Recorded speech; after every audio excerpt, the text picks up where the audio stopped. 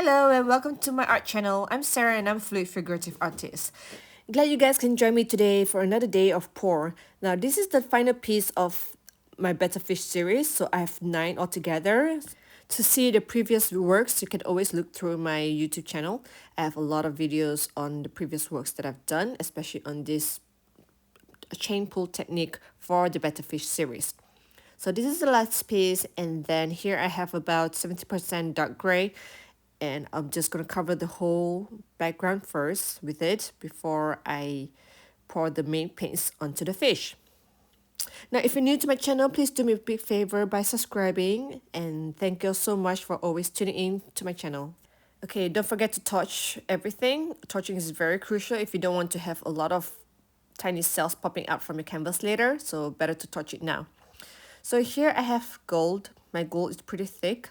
So far I have no luck with gold on other colors because most of the time gold is heavy and it eats up a lot of colors. But if I dilute it too much, then you cannot see a lot of gold. So yeah, that's the downside of using metallic gold color. But it's a pretty color anyway, isn't it? So I'm just going to outline it with gold and mustard yellow. So this is a very nice mustard yellow.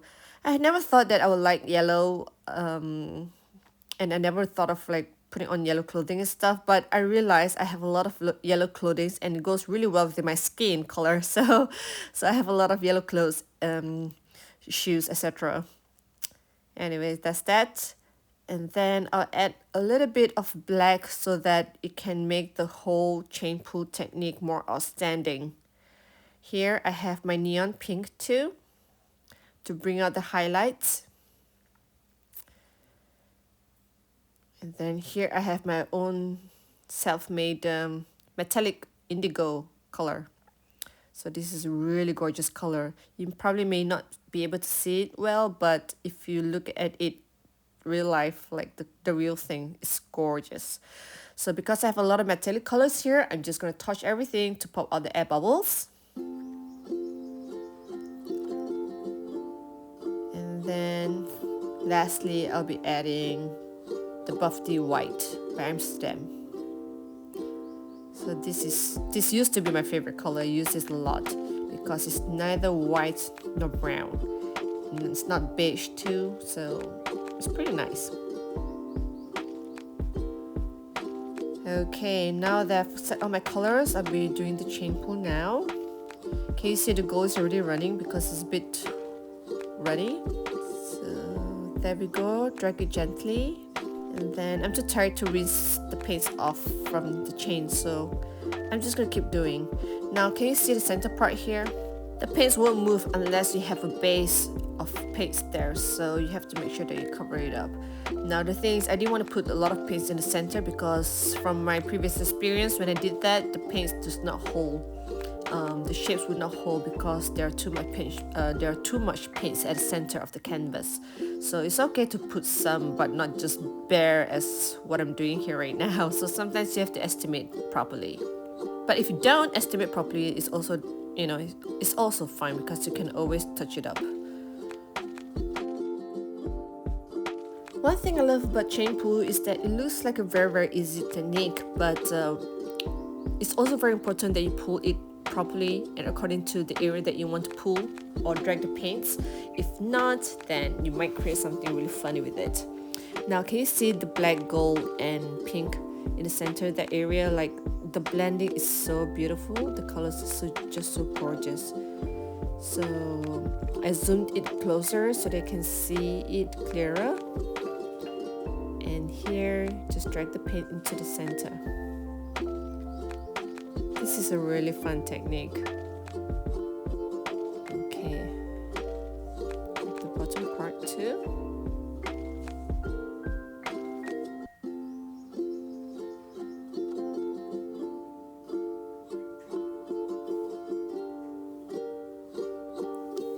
And then for the last part.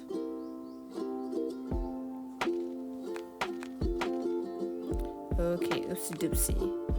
Now can you see, because there are quite a lot of paints, the paints does not drag properly, so I'm just going to use the leftover paints from the chain and just drag it like that. touch it a little bit more. Don't forget to touch it. And then I'm just going to use a stick to create the chain pull effect, because I don't want to destroy the chain pull effects that I've done on top of it.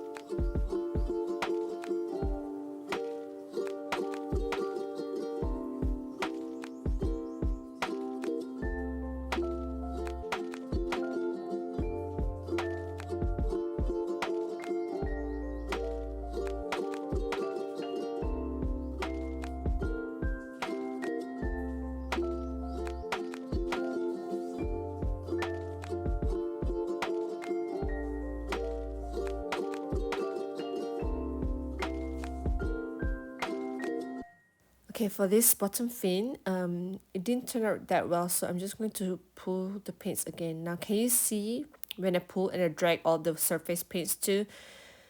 There are a few reasons to it. The first one is that my paints are too thick at the bottom, and that's why, you know, it's probably dragged together with it, with the main paints. Or the secondly is that I drag it with a hard force, like I pull the chain really hard, and probably that is why it causes other paints to, you know, drag together with the chain. So if that happens, you can always just dab it with a kitchen towel and then do your pores again.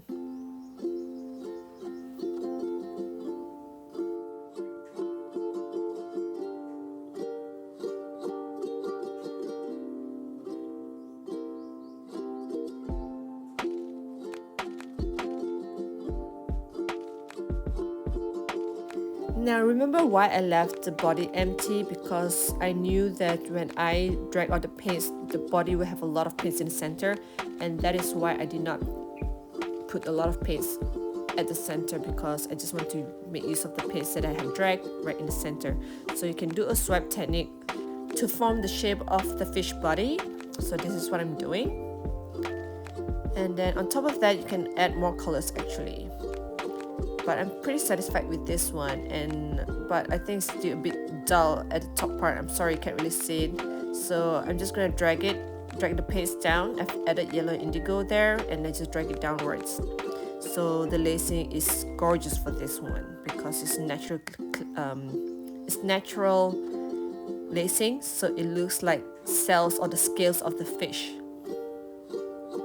in a very artistic form, of course. Right. These are the gills, so let me just add the gills. I'm so sorry the face is not in the picture here. I totally forgot to zoom this back to normal, and that's what happens when you paint and pour and video it at the same time. You wouldn't have enough, you know, enough help to to adjust the camera.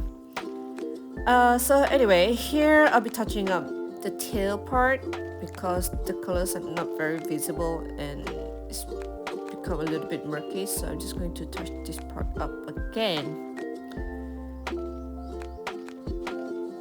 Okay, carefully placing the chain and dragging it into the center. Now this looks much better.